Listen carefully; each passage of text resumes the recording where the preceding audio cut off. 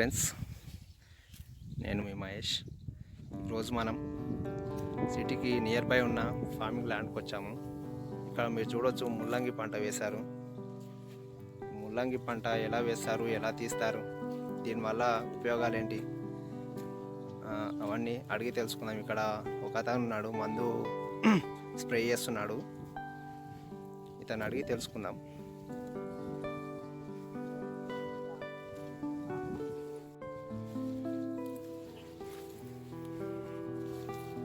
Hello sir, మీ పేరేం పేరు? Okay, ఈ పంట ఏంటి సార్ ఇది?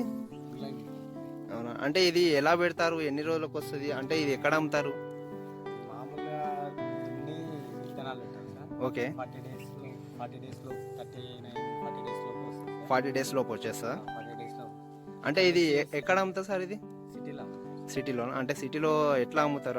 అంటే మామూలుగా బండి పైన తిరిగి అమ్ముతారా కదా, అట్లా అమ్ముతారా లేకపోతే ఎట్లా అమ్ముతారు సార్? ఇది మీ బండి పైన ఏం లేదు సార్, మామూలుగా మా మార్కెట్లోకి వెళ్ళి అమ్ముతారు. అంటే మార్కెట్ ఏ మార్కెట్ సార్ మీరు తీసుకెళ్ళేది? మాదానపేట, అక్కడేనా మీరు అమ్మేది?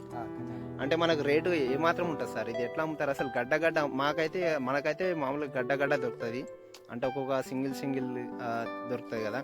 మీరు ఎట్లా అమ్ముతారు అసలు? మేము మామూలుగా 40-30 రేట్ ఉన్నప్పుడు 90 వరకు అమ్ముతారు. అంటే మీరు ఒక్కొక్క పీస్ అమ్ముతారా లేకపోతే ఇట్లా కట్ట? అంటే కట్టాల ఎన్ని గడ్డలు వస్తాయి సార్? అంటే 40 వస్తాయా? 40-42 వస్తాయి. అంటే మీకు మామూలుగా రేట్ ఉన్నప్పుడు మంచిగానే ఉంటుంది, మంచి గిట్టుబాటు అవుతుంది. అంటే రేట్ లేనప్పుడు ఇంకా లాసేనా? అంతేనా? అంటే మీ ఇంట్లో వాళ్ళు తీస్తారా ఇది, లేకపోతే కూలి వాళ్ళని ఏమైనా పెడతారా? అంటే మామూలుగా కొద్దిగా ఉంటే కూలి వాళ్ళని పెడతారు, మా కొద్దిగా ఉంటే ఇంట్లో వాళ్ళు వేసుకుంటారు. ఓకే, బయట కూలి నుంచి. అంటే కూలి వాళ్ళకు డైలీ ఎంత సార్? డైలీ ఇంత ముందు అంటే 300-200 ఉంటాయి. ఇప్పుడు సార్ 400. అవునా గారు? అంటే మీరు ఇది ఒక్క ముల్లంగి ఒకటే పండిస్తారా లేకపోతే వేరే పంటలు ఏమైనా పండిస్తారా? ముల్లంగి ఒకటే అని కాదు సార్, మామూలుగా అవి కూరగాయలు, టమాటా, కొత్తిమీర, ఓకే, ఇలా చాలా